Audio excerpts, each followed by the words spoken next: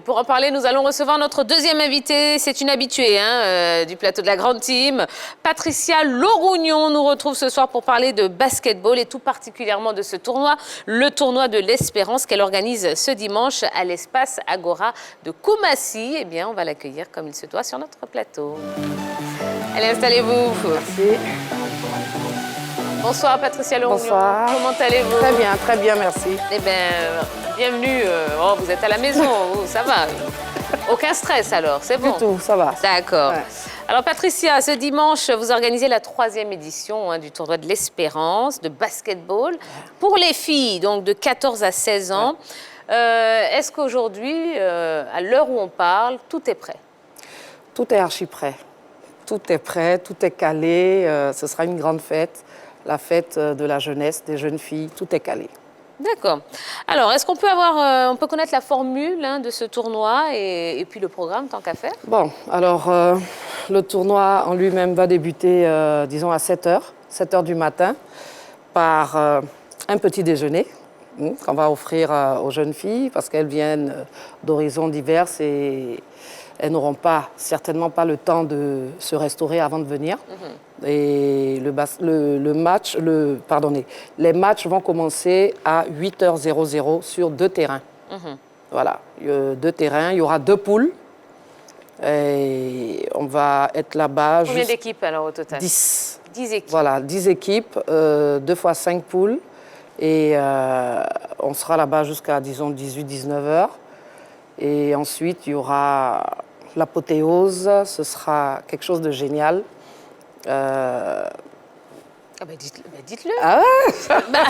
Voilà. Non, en fait, il y aura l'apothéose. Ce sera, disons, une petite ou grosse animation. Tout dépendra avec des artistes de renom.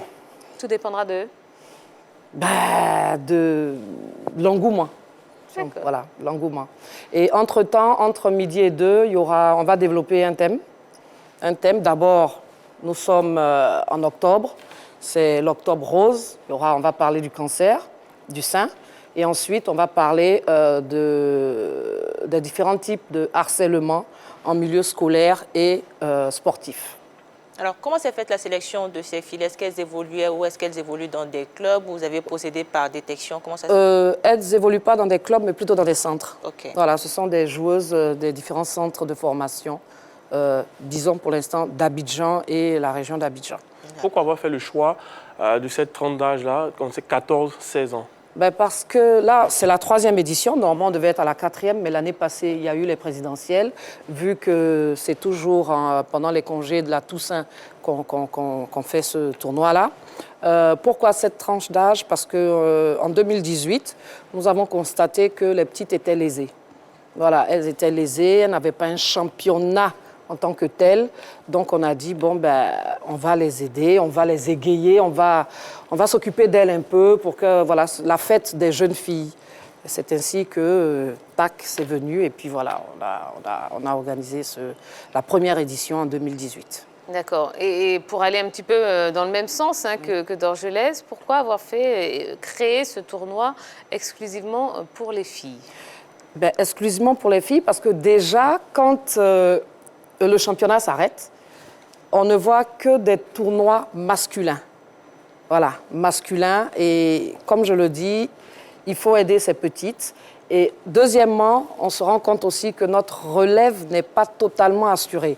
Donc, avec ce tournoi, il peut y avoir une détection, pourquoi pas, pour pouvoir plus tard les mettre dans les différentes équipes nationales. Et puis, elles vont progresser, grandir et peut-être être en équipe nationale senior.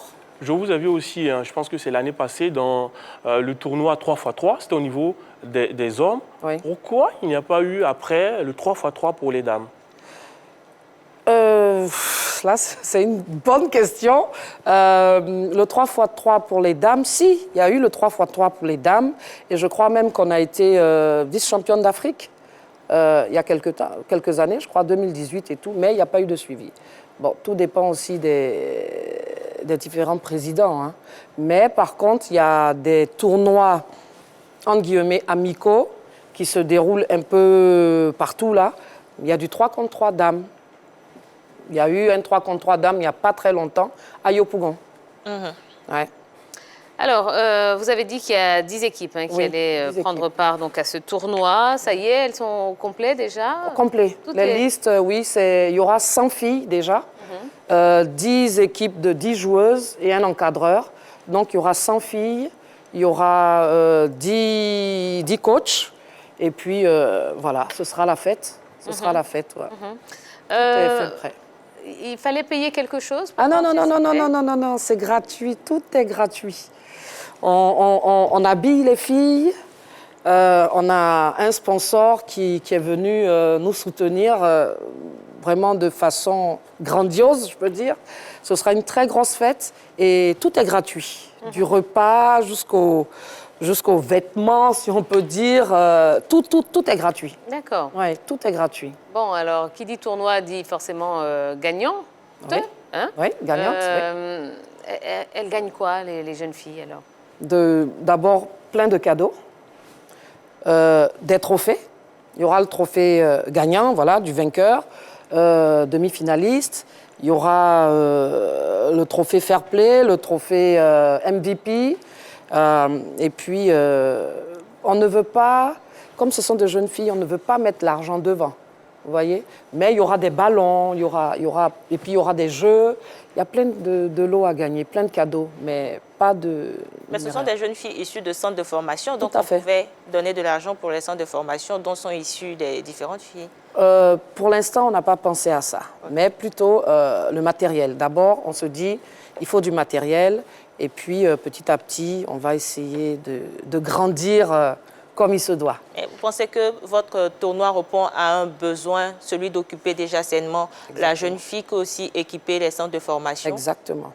D'accord. Voilà. J'ai compris. Surtout ça, voilà. Alors, Patricia Lorougnon, vous êtes donc à la 3e édition de Oui. ce tournoi. Quel bilan vous faites des 2 premières éditions? Alors, la première édition, on avait 17 équipes. C'était c'était de l'amusement. La 2e édition, j'ai regardé, j'ai dit, bon, on va passer à 8 équipes. Là, c'était... Je veux dire, on nous avait dit, oui, bon, ben, on vient avec 12, c'était 12 jeunes filles par équipe, mais on se retrouvait à 5, 6. Et là, on a dit, bon, on va faire 10 équipes, mais il faut que ce soit vraiment sérieux. Il faut que ce soit quand même... C'est vrai qu'on va jouer, on va s'amuser. Ce sera très ludique, festif, mais en même temps, un peu de sérieux pour qu'on puisse ressortir, comme je l'ai dit tout à l'heure, certaines filles pour les équipes nationales de jeunes. Parce qu'il y a les U13, il y a les U15, il y a les U14. Donc, c'est elles qui doivent Et puis montrer aussi ce qu'elles apprennent dans les différents centres. Voilà, ce qu'elles apprennent, elles vont le mettre en pratique et puis on verra. Tout en s'amusant. Parce qu'il ne faudrait pas que ce soit trop carré, trop strict. Voilà, en fait. D'accord. Alors là, je vais me retourner vers vous deux, vers la team. Qu'est-ce que vous pensez de cette initiative de la part de Mme Lorougnon, d'Orgelès? Moi, je pense que c'est bien pensé. Aujourd'hui, elle n'est plus sur les parquets, mais elle réfléchit développement. Elle est toujours sur les parquets? Non, quand je dis parquet... Entraîneur. Bon, entraîneur, c'est différent de quelqu'un qui joue. Ouais. L'entraîneur encadre. Aujourd'hui, elle est rentrée dans l'encadrement. C'est très bien, c'est très important. Je pense que vous êtes dans cette continuité de développer le basketball ici en Côte d'Ivoire. Au niveau des hommes, vous les accompagnez. Au niveau des dames, vous faites cela aussi. Donc, félicitations pour cela. Et puis, pour votre tournoi, je pense que c'est encouragé année après année. Il faut monter crescendo pour permettre aussi à ces joueuses un jour de se retrouver avec nos équipes. Exactement. Bah, C'est le but. déjà, elle répond, comme je le disais tantôt, elle répond à un besoin. On constate qu'il y a le championnat des hommes, il y a le championnat des dames, mais ce n'est pas assez évident de retrouver un tournoi qui va rassembler les différents centres de formation de basketball concernant que des jeunes filles. Donc, c'est tout de suite à encourager, à féliciter. Et on espère que des sponsors viendront s'agripper à ce tournoi-là pour pouvoir aussi promouvoir le basketball dans le domaine féminin, parce que ce n'est pas évident évoluer dans un sport dit masculin en Côte d'Ivoire.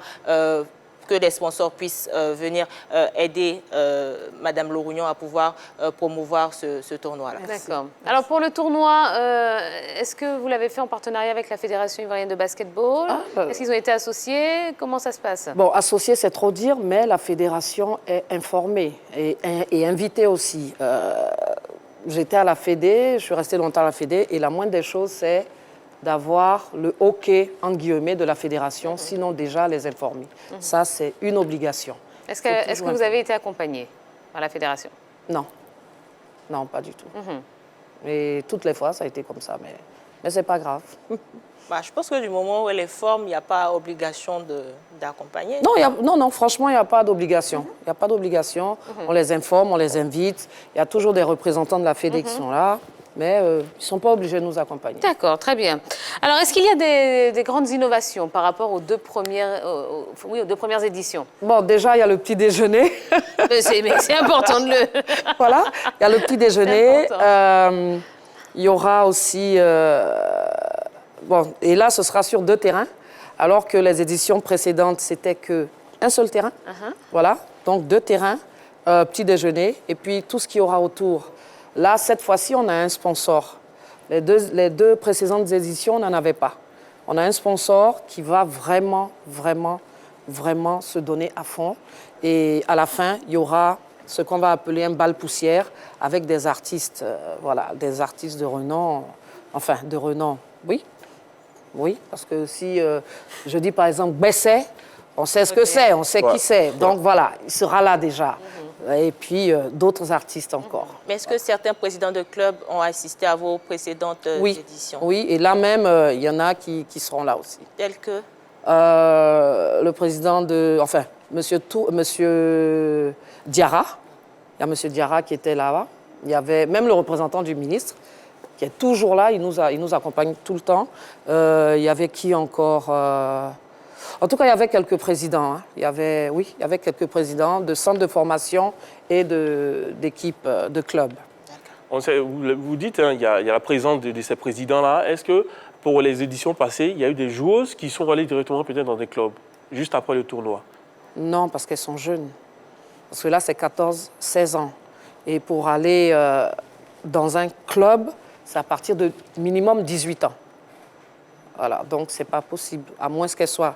Mais là, je pense quand même qu'il y a quelques-unes, c'est vrai, qui étaient là en 2018, qui ont grandi et qui sont maintenant dans des clubs. Voilà, elles sont plus en centre, elles sont dans des clubs un peu huppés, voilà, et c'est pas mal, ça fait plaisir. Ouais. Allez, dernière question pour vous, hein, Patricia Lorougnon. Qu'est-ce que vous attendez quels sont vos objectifs pour cette 3e édition? Alors, d'abord que le public se déplace massivement, surtout ça. On sait que c'est, comme vous l'avez dit, à Agora. Koumassi, c'est une commune basket. Il y a déjà 3 équipes qui viennent de cette commune, avec l'équipe championne, NCA, championne en senior dame et championne de l'édition passée. Donc franchement, je sais que déjà avec ces 3 équipes, il y aura du monde. Mais on en attend encore plus, quoi. On en attend encore plus. Et puis, comme vous l'avez dit, que les sponsors viennent parce que c'est pour les jeunes filles. C'est vrai que c'est le basket, mais en même temps, c'est l'éducation. Voilà, parce qu'il y a beaucoup de choses là-bas. C'est vrai, elles vont jouer. Il y a des thèmes qu'on va développer. Harcèlement, quand même, ça veut dire beaucoup de choses. Les gens pensent que quand on dit harcèlement, c'est seulement sexuel, mais à l'école, on peut harceler des gens. Donc tout ça, on va développer et franchement, que les gens viennent et que les sponsors ou les partenaires éventuels viennent vers nous, quoi. Voilà. Merci beaucoup. Alors, avant de clore ce chapitre basketball, l'actualité, vous le savez, c'est aussi la victoire de la SOA sur l'AS Nigélec pour son premier match de qualification de la balle. C'est une belle entrée du champion ivoirien. Alors, déjà, réaction par rapport à... Très heureuse, très contente. Il y a, je sais pas, 1 an ou 2 ans, j'étais au Bénin. J'ai vu cette équipe, c'était ABC contre cette équipe de l'AS Nigélec, là, qui avait pas mal de Nigérians. Ils étaient quand même costauds, mais là... Dernière information, l'Angola va finalement abriter la première fenêtre des éliminatoires de la Coupe du Monde FIBA 2023. Les éléphants se rendront à Benguela pour cette première étape des éliminatoires. Les vice-champions d'Afrique, en plus de l'Angola, affronteront la République centrafricaine et la Guinée dans ce groupe C. Pareil, réaction, aller jusqu'en Angola? Oui, de toute manière, l'Angola, c'est toujours l'Angola pratiquement qui organise tout ce qui est basket. Bon, avec ce qu'on a vu lors de l'Afro, on peut se dire que la Côte d'Ivoire est favorite. Mais, il y a toujours un mais. Voilà. Et oui, ça reste du sport. Eh oui. Eh oui. Et sinon, sur papier, la Côte d'Ivoire est favorite. Un mot? Bah, déjà, on nous prive d'un spectacle qui aurait pu se passer en Côte d'Ivoire. Voilà, là, ils partent en Angola. Et par rapport à l'Afro-Basket, je pense que cette équipe de l'Angola, qui était dite favorite, a été démystifiée aussi. Donc, la Côte d'Ivoire a toutes ses chances. On retrouve encore la Guinée. Peut-être que ça sera un récital sur le parquet. Et puis, on espère que face à l'Angola, on aura un gros match et un score qui sera jusqu'à 100 peut-être. Ah ben dis donc, rien que ça. Oui. Ben écoutez, c'est tout ce qu'on espère.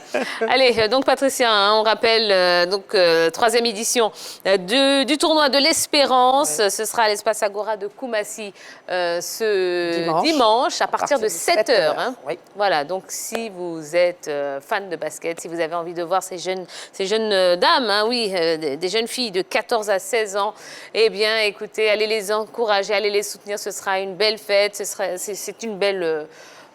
c'est un bel événement. Voilà. Et j'aimerais bien que les parents aussi viennent voir un peu ce que leurs enfants savent faire au basket. C'est important aussi. Et oui. Voilà. Eh bien, on vous souhaite beaucoup de courage, une pleine réussite dans l'organisation de cet événement. Et puis, n'hésitez pas. Vous êtes à la maison, vous revenez quand vous voulez. Merci beaucoup.